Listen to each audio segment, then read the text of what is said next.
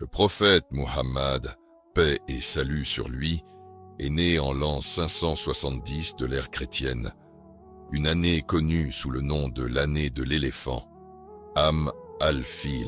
À l'époque, l'Arabie était un territoire tribal divisé, sans État centralisé. La Mecque était une ville clé grâce à la Kaaba, un lieu sacré de pèlerinage qui attirait de nombreuses tribus. L'Arabie était dominée par des croyances polythéistes, chaque tribu ayant ses propres idoles.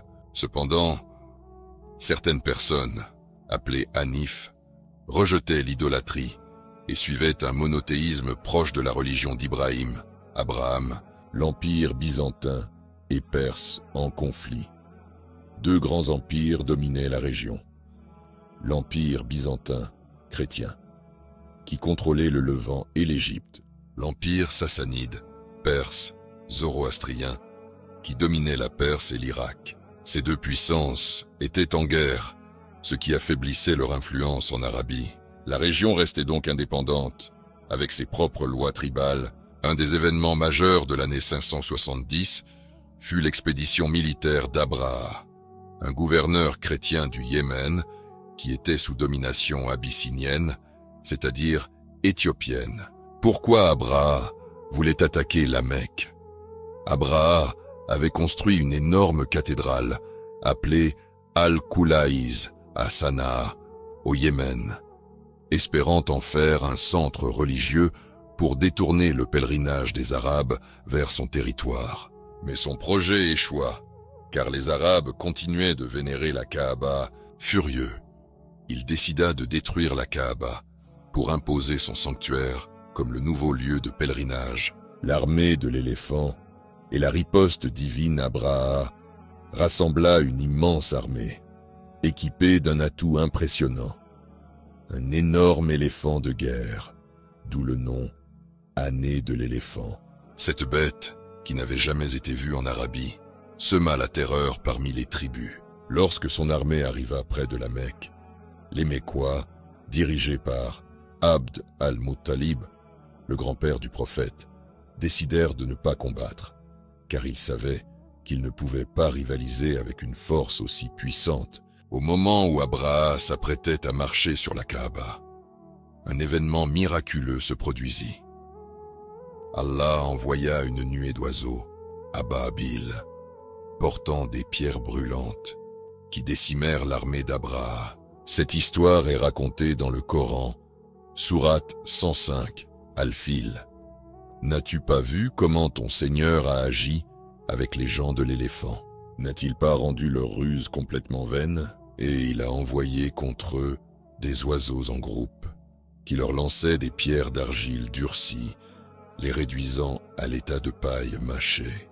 Après cette catastrophe, Abraha et ses soldats périrent, et la Mecque fut sauvée. La naissance du prophète Muhammad, paix et salut sur lui.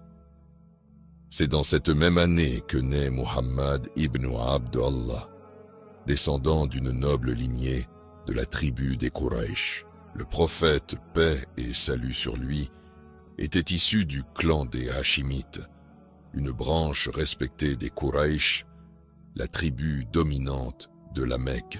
Père Abdallah ibn Abd al-Muttalib, mort avant sa naissance. Mère Amina bint Wahb, une femme noble et pieuse.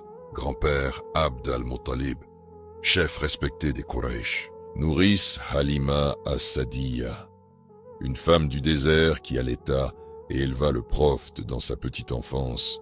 Plusieurs récits indiquent que la naissance du prophète fut accompagnée de signes extraordinaires.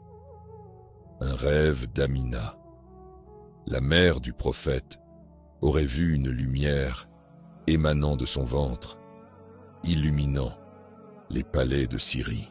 La destruction du feu sacré en Perse. Ce feu, qui brûlait depuis des siècles dans les temples zoroastriens, s'éteignit subitement. Les idoles de la Kaaba qui tombèrent. Certaines sources rapportent que les idoles présentes dans la Kaaba s'effondrèrent mystérieusement. Un calme inhabituel dans le ciel.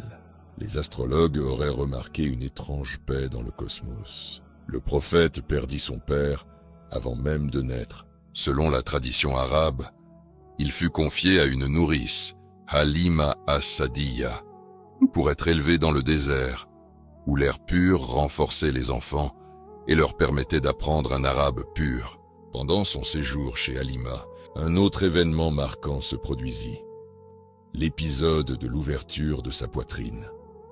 Un jour, alors qu'il jouait avec d'autres enfants, 2 anges vinrent, ouvrirent sa poitrine et lavèrent son cœur avec de l'eau pure, retirant une part d'impureté. Ce fut un signe de sa purification divine et de son futur rôle prophétique. À l'âge de 6 ans, le prophète perdit sa mère, Amina. Il fut alors recueilli par son grand-père, Abd al-Muttalib, qu'il aimait profondément. À 8 ans, il perdit aussi son grand-père et fut confié à son oncle Abu Talib, qu'il éleva avec bienveillance. L'année de l'éléphant n'est pas seulement un contexte historique, elle symbolise la protection divine qui entoure la naissance du prophète et annonce déjà son destin exceptionnel.